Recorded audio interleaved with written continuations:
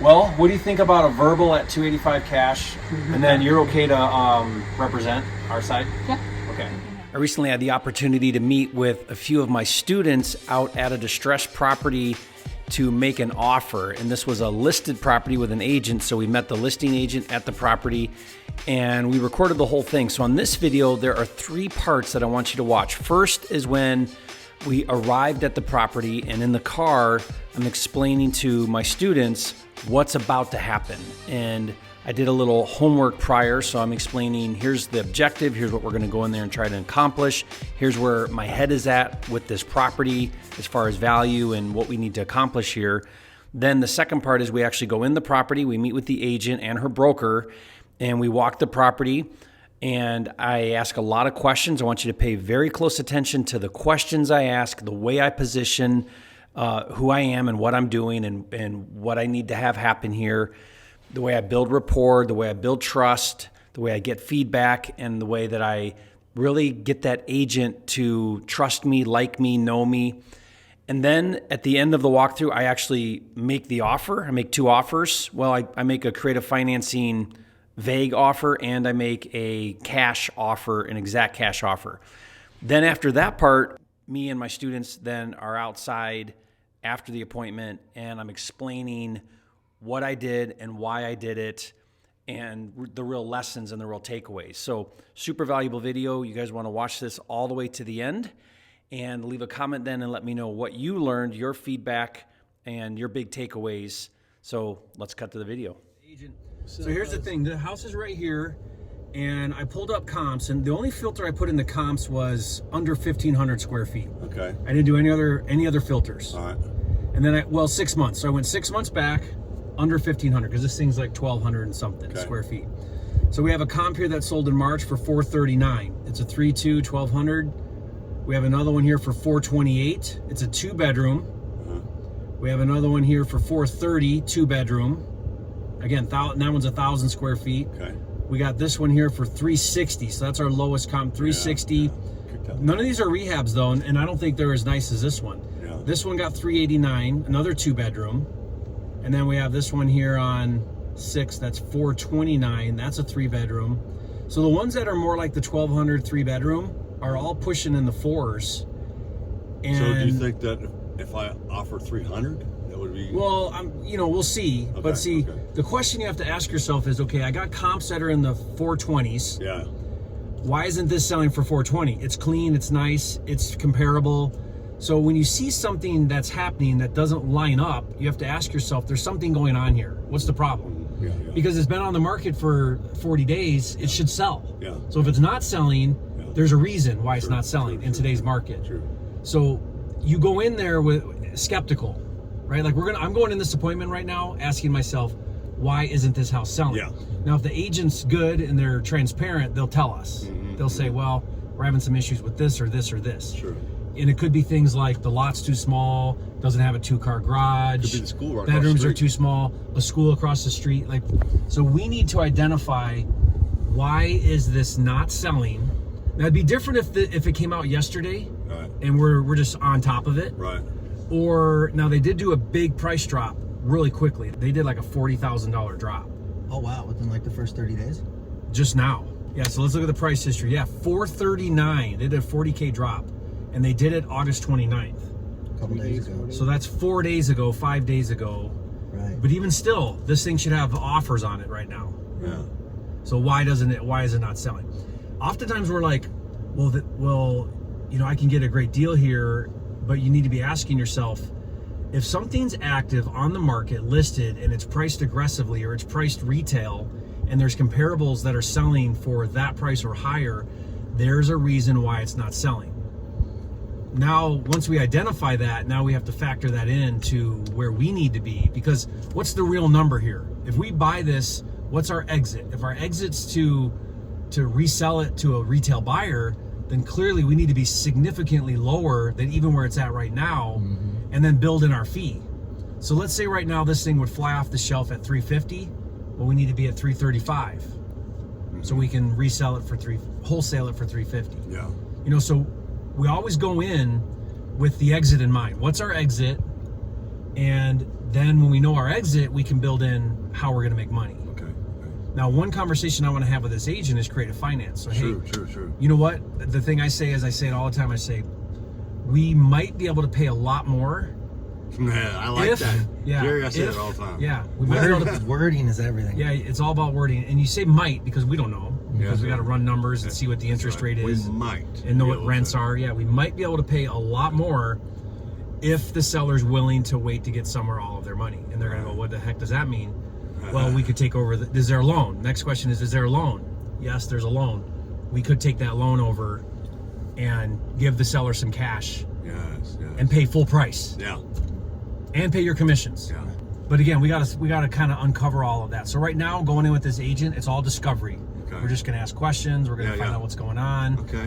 What I like to do is I like to try to focus on the issues. So watch me. I'm gonna make a big deal about the school. Okay. The reason why is because I'm gonna drop this down lower. Because I gotta justify why I need a deal. Mm-hmm. So then what you do is you accentuate or highlight the problems. Okay.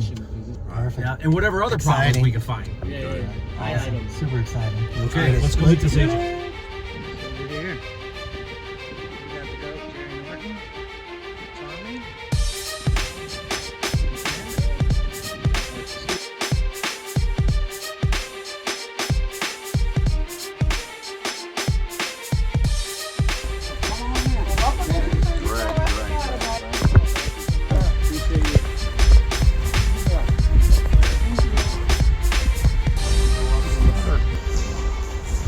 How busy is this school though? Because It's busy in the morning and at pickup, and that's about it. I mean, you're gonna see cars out here, of course. Summertime is completely quiet, there's nobody here.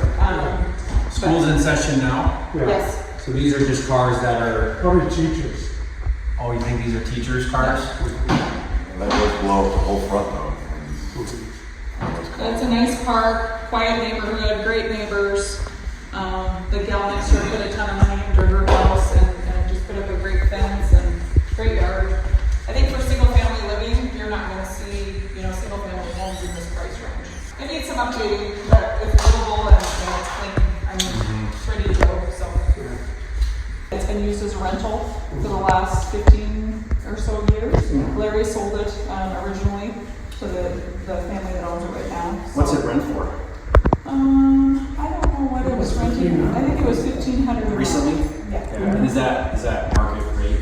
Would you say? I would say it's a little low for market. I'd say between $1,500 and $2,000 a month. Is what this sitting could around pull? here. Yeah. Okay. Yeah. So we're investors, right? Yes. Okay, so we're looking at it as an investment. We do either flip it, so we could come in and do some work to it, maybe update some things. I mean, it's in great condition, so it'd be cosmetic. Yeah. Be small things, like we'd probably paint. I would redo the trim, maybe dress this up, things like that. But also rent, so does it make sense to keep as a rental? So we're kind of under two different lenses. The rental lens obviously is different because you're going to do things a little different than if you're going to try to flip it. Yeah. You're not putting it in your kitchen and granted if you're going to rent it, things like that. Yeah. But why isn't it selling? I mean, it's been on the market for 40 some days. The comps are all in 4s around here. There's a couple under 4, but they're smaller in 2-bedroom. Why is it the school? I mean, that was the first thing I thought of. I don't think so. We listed it this summer, and I just think that the market for this is a first-time home buyer. I really do, and I think with the interest rates, we're seeing, just some kind of slowdown, people waiting to see if rates are going to drop, and so. Person actually just said, so we Say that had again? 3 showings Saturday, Sunday. Yeah, because you did a big price drop. Yeah, we've had 3 showings in 3 days, so. Yeah, so it's going to sell. Yeah. It's going to sell. We've had You're somebody. hitting the under 400 searches, Yeah. And we have somebody that has already seen it and said this is their top interest, and so Okay. we make it happen. Yeah, I think you're right. I think now that you're under 4, it's going to probably pop. So what's the situation here? Because we would be cash, or that's one way we could look at it, be coming with cash. Is that a big appeal to the seller, do you think? I think he's going to weigh his options. I think he'll look and see who the offer's from and what it means for his bottom line. I think that's his big thing. Sure. We can waive inspections, put down big earnest money, close quick. We can do all the things that cash Nice. can offer that retail financing can't do. We offer that if it means something to the seller. Yeah, All right. And yeah, like, hey, we'll gladly sell it for all cash if we can get certainty. yeah, that it's gonna close, and it's gonna be quick, yep. And I think he would consider that. I think he's open to offers. Okay. Yeah. So they just want to sell, they don't want to rent it again.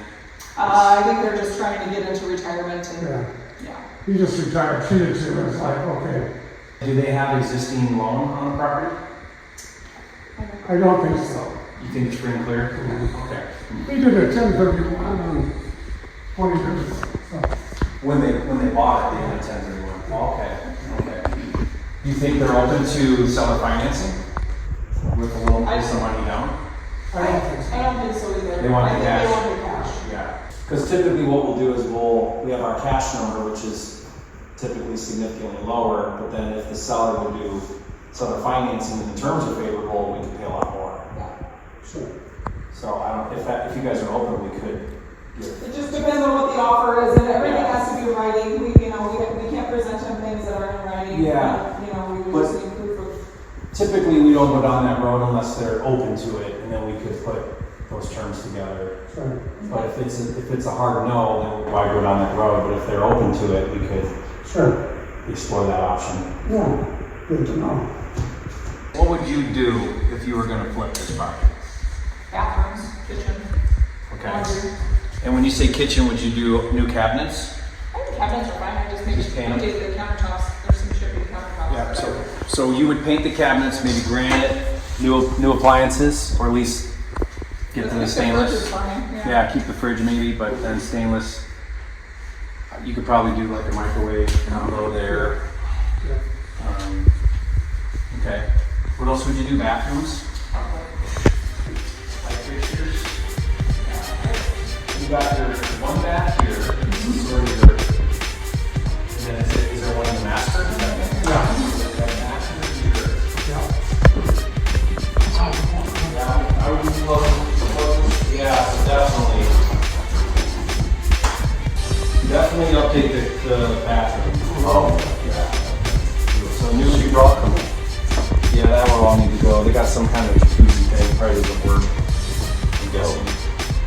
I would completely update this bathroom in right, here. right. I would do fixtures, plugs and switches. That's bedroom one.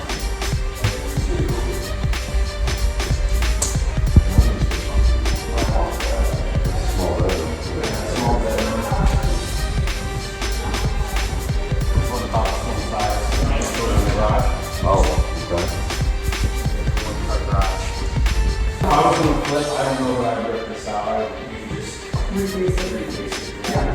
Put a new thing. I do the gold and. Nice new fence from the neighbor. So maybe do a little deck repair. I would, yeah. Yeah, do some deck repair. Maybe a little bit softer painting and stuff. That shed's part of the property? Yeah. Yeah, nice little backyard. What do you think this would resell for if all these repairs? Depends on what your repairs were.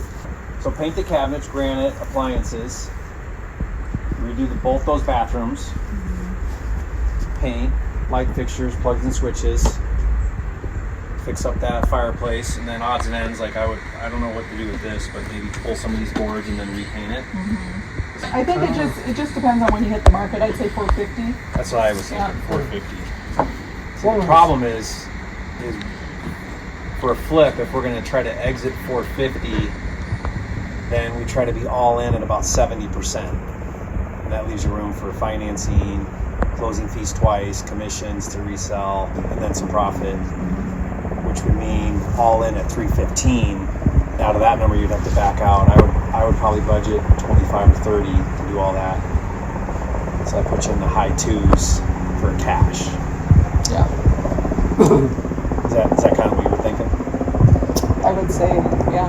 I don't know. So like 285 would be cash, but then we could do big earnest money, close in 2 weeks, no inspections, no contingencies, just go hard with it. I don't know. We would have to present it to Two them. closing 14. Yeah, close in 2 weeks or whatever. I mean, if that matters. I prefer 30 because then that gives us time to line things up. Okay. Well, what do you think about a verbal at 285 cash, and then you're okay to represent our side? Yeah. Okay. We can handle that. And Yep. then you want to Yep. do 3%? Is that? We're at 2.5, I think, on our listing, aren't we, Larry? 2.5 each side? Yeah. Yeah. But the seller would pay that? 2.5, yeah. Okay. So I'm gonna write down what your guys' terms are, Yeah, just so good we're idea. sure. So You're gonna we're verbal doing it first. $5,000 down, earnest money, right? Earnest money. Non-refundable. Non-refundable. Okay. Let's go 285 cash for no inspection. Let's do a 30-day. And then ask them, say, hey, they could pay a lot more if you would do a seller carry. Okay. And here they do a contract for deeds. That's how we did my last one here. No inspection, no contingencies, no appraisals, none of that. It's all cash. Okay. Because he's not going to even entertain this if it's not really attractive Yep. at 285. We've already walked it. And he may not anyway. He may be like, I'll hold out and see what we get. Yeah. Yeah. Do you get distressed real estate often? I Just don't in see it general. very often. I Okay. think that right now, the market, we have a lot of, savvy buyers, and so we have a lot of people that are picking things up off market, before they do hit. Well, that was what I was going to ask you. If what we would prefer would be if you sit down with the seller is see if they have an interest in a cash offer from an investor, and then let's talk, and maybe not even go on market. Yeah, So that's why we don't ever have an exclusive buyer's agent, because yeah. we want to then work with you direct, and you can then have both sides. And I think that's gonna be the trend too with these new. real oh, estate for agents. sure, because Yeah. we could even pay more. Like we're not stuck on 3%. Yeah. So I think If you bring a great deal and it's we can explore that. No, Like the definitely. buyer side commission. Because we run into a lot of sellers that they don't want to go on market, they don't want showings, maybe it's a hoarder situation, whatever. Yeah, And those are great for us because we'll come in, we'll give you the number, if they like it, we can put it together and we'll work out your commission on our side. And you can even say to the seller, don't worry about any commission. My investor covers all of it, and then we'll cover the whole thing. okay.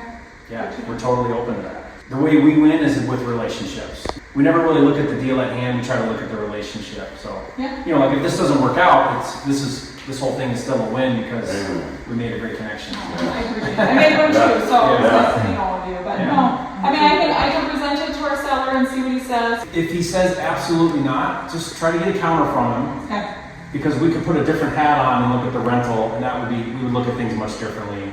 okay. I prefer to flip because I think this would be a great little flip. And I think the market would, if this had those things done, I think they'd love it. Yeah, yeah. And he considered that when we listed it, I just think he wants to be done. I'm not happy to Yeah. manage any more projects, so. Okay, Katie, thank you.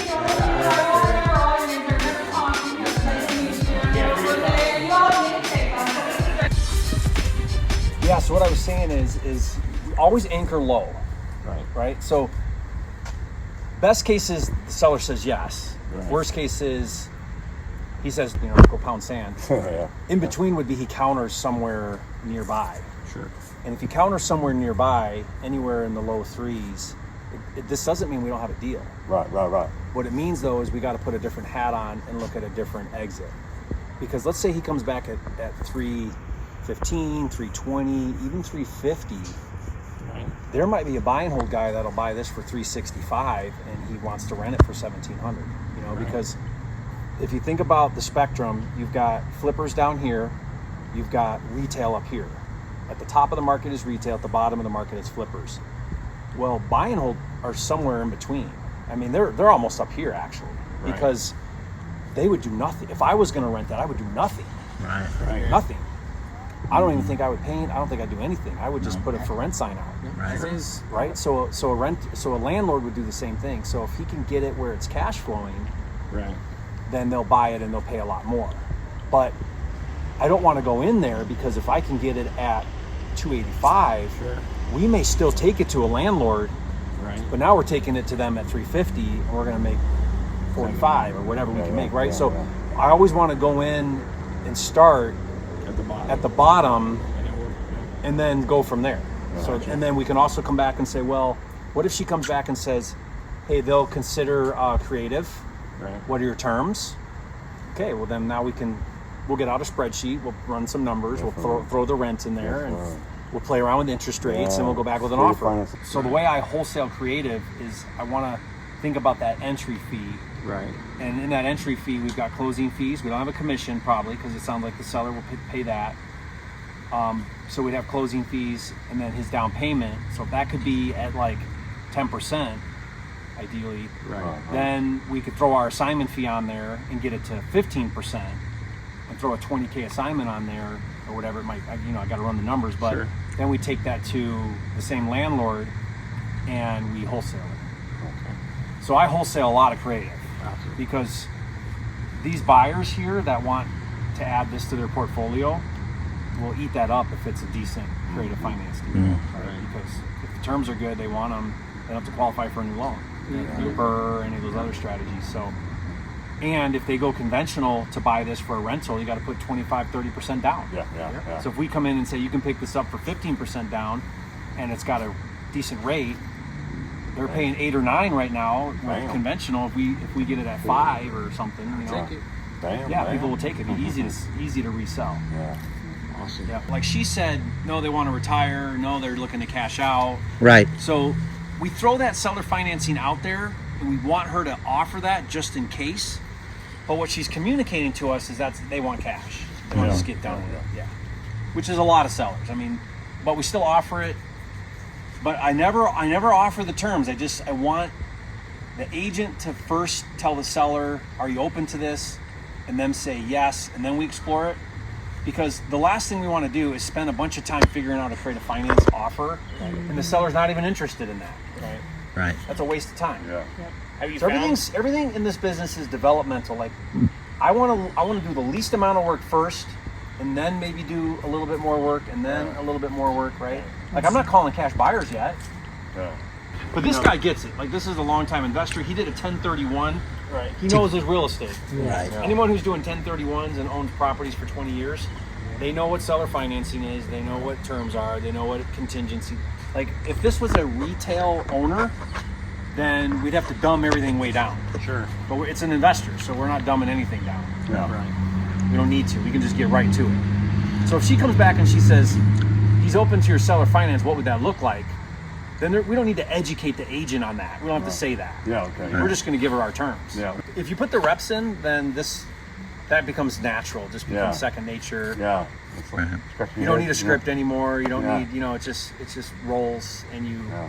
and then you're asking the questions at the right time in the right order. Now, what are some big takeaways? What did you gather with the conversation?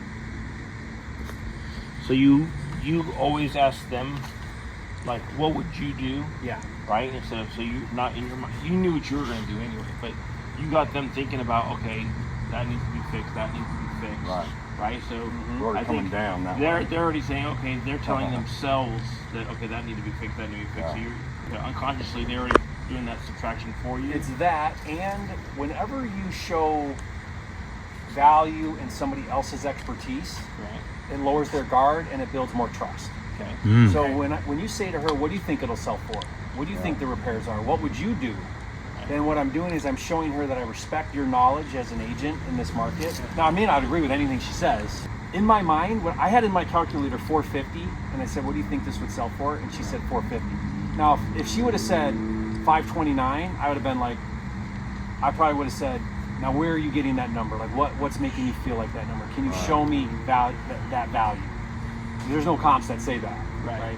So I would question it, but I'm always asking. Now, if she said the most you could get for this thing would be 425, then I'd be like, okay, why do you think it can't get more than that? Right. Doing this business well is about asking the right questions at the right time, right? And then usually with the right tone. So curious or confused. And that was something that I caught too, because right at the beginning, it's been sitting on the market. This is a great property. Why isn't it selling? Why isn't it selling? He brought that up toward the beginning of the conversation. right That away. was interesting. Yep. And I asked about this. Now, she kept saying this is not an issue, not an issue. I don't know if she's right. Maybe she's right. Right.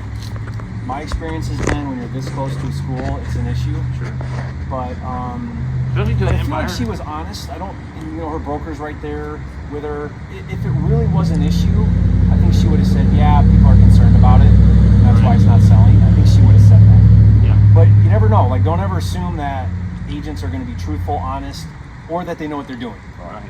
So you're going to get all variety of things. I'm also trying to like sniff out, okay, how knowledgeable is this agent about the market? Right. And so I like to go in, like if I'm ever going to go on appointment, even when I call, I want to spend a few minutes, do my homework so that I can have an intelligent conversation. I want to be able to talk about comps. Right. I want to have an idea of what I think needs done on repairs based on pictures.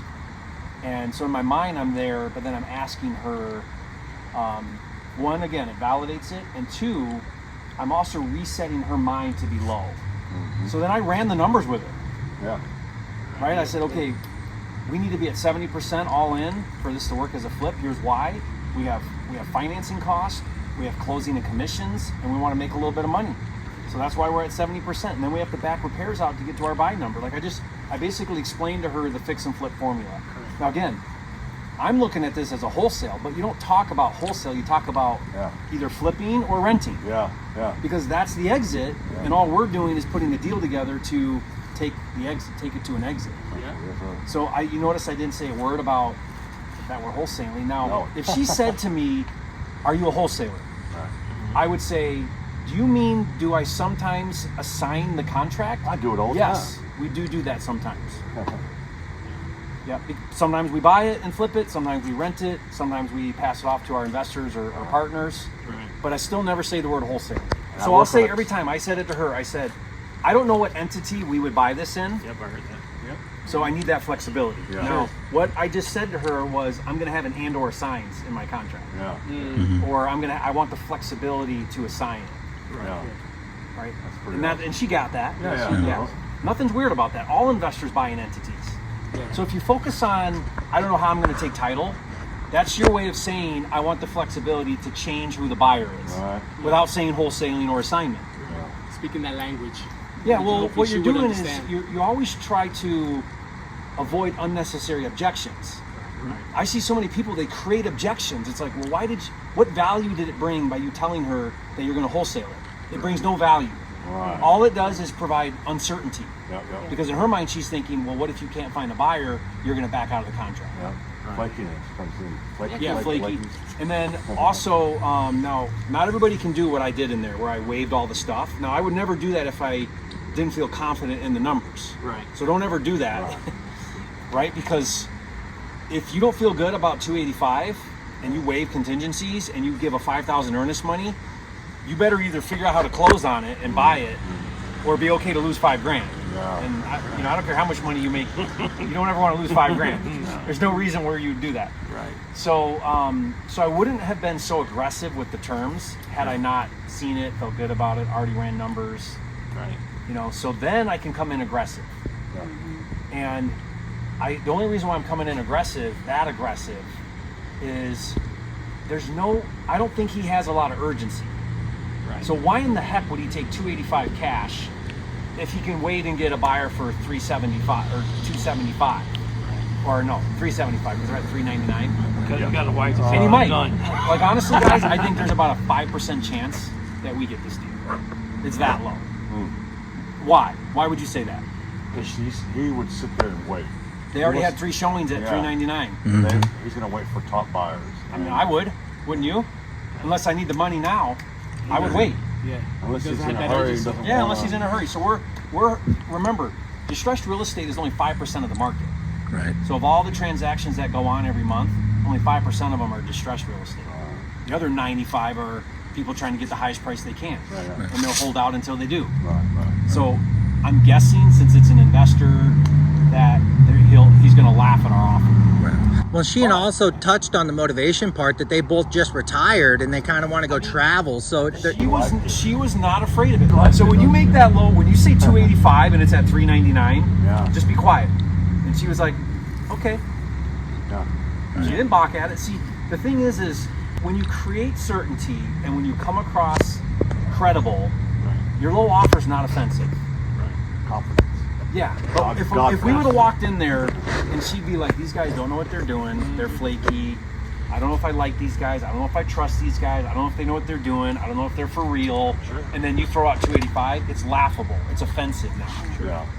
Right? She would have been offended by that. She would have said to us, look guys, we're wasting our time.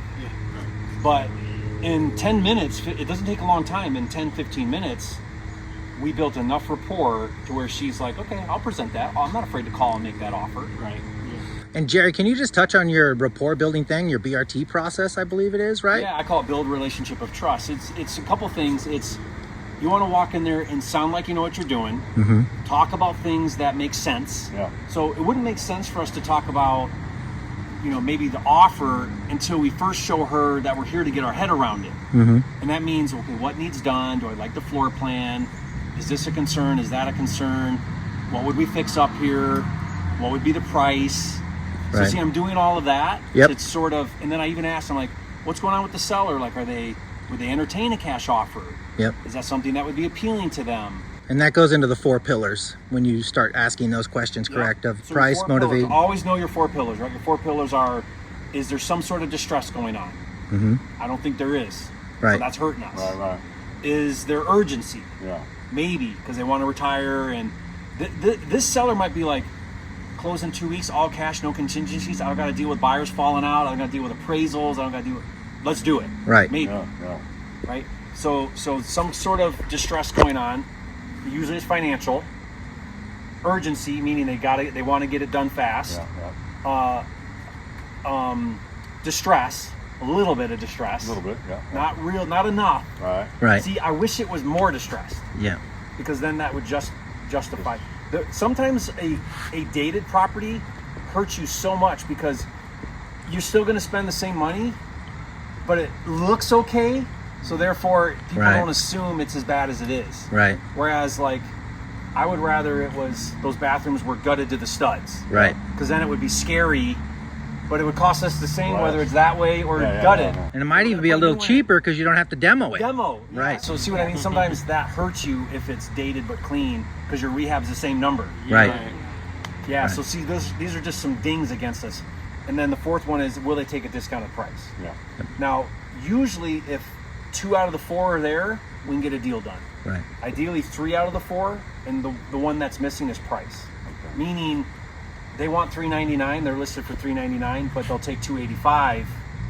So price is a deceiver. I never actually pay any attention to price. Right. Ignore it. Oh, okay. Because if the other 3 things are there, Yeah. usually price will come down. Okay. Like they'll take a low price. Yeah. Right. Because you got all the other distress going on. Right? Right. You got urgency. There's something going on in their life where they need the money, and the conditions poor. Right.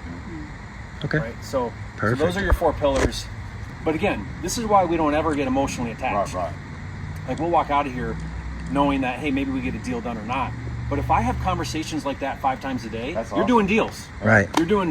If you have conversations like we just had, Yeah. and you do 5 of them a day, maybe Yeah. not in person, Yeah. I mean, that's great, but 5 quality conversations a day, then you're doing 3 to 5 deals a month. Not right away, but in time, you'll have enough of a pipeline. Right Yeah, now, I'm you'll still have the pushing my compound walk effect. up the hill. Ultimately, I don't want to compete on market. The whole reason why we met her Yeah. was not to compete with the Right. market. Right. That sucks. Yeah. Right. Right. We want her bringing us off Yes. market. Yes. That's the only value in this whole thing. I mean, maybe we get the deal, but again, Yeah. 5% chance we get a deal, 95% chance she calls us with a deal later, Yeah. off market. Yeah. Right. So that's why we actually I do think it. the rapport there was good. What I found is if you have 25 to 30 really good double dip relationships with agents in a market, Yeah. you're doing deals every month. Yeah. It takes about 25 to 30 where they get it, they buy in. So the new language is awesome. I love the new rules with buyer's agents. I love it. You're gonna sign an agreement. Because I said to her, when you sit down with a seller, tell the seller you don't have to worry about my commission. Right. My buyer's taking care of it. And then come to us and tell us what number you want. Right. You want 10%? Fine, we'll pay 10%. Now we're going to build it into our price. Yeah. We'll pay you 20%. We'll pay you whatever you want. If you get the deal at the number I need to be at. This is amazing that we get all that flexibility now Yeah. to Always pay an whatever upside. we want. So think about her value add. She sits down with the seller and says, my commission's covered. Don't worry about it. That's huge. We need her excited about going on distressed real estate appointments. Excited. Like, what they used to do is say, dude, I don't even want to deal with that. I'm not even going to go on that appointment. Or they'll get there and they'll be like, hey, blah, blah, blah, and walk out like they don't want it. Because for an agent to sell distressed real estate, it's 10 times more work because it's hard to show it. The appraisals are going to come in low. Inspections are going to nail everything. Like, they just sign up for a ton of work. Well, if we can show them how to not even list it, get paid way more than they would anyways, and call us, now they're excited about going on appointment. Right. There's opportunity here. A huge opportunity. Untapped opportunity. Now they look for it. Yes. Now they market for it. I want to thank you so much, Jerry, Yeah. for coming out and This was being fun. with me on this property today. I hope you guys learned a lot. That was good. Immensely. I mean, it's funny. You can watch all the videos. I mean, I watch your videos, Yeah. right? I take nuggets from them, but to actually see it live and watching it, like, Isn't that cool? And I'm picking up as you're doing it. Look, there he is. He's doing Real this, time. he's doing Yeah. that. So That's how you learn. Listen, watch, and then ask questions like, why did you do that? Why did you do that? Yeah. You know, everything I did in there was strategic. Like the whole thing. absolutely, It was all for a very specific reason. absolutely. You know, so you just thinking through that all the time when you're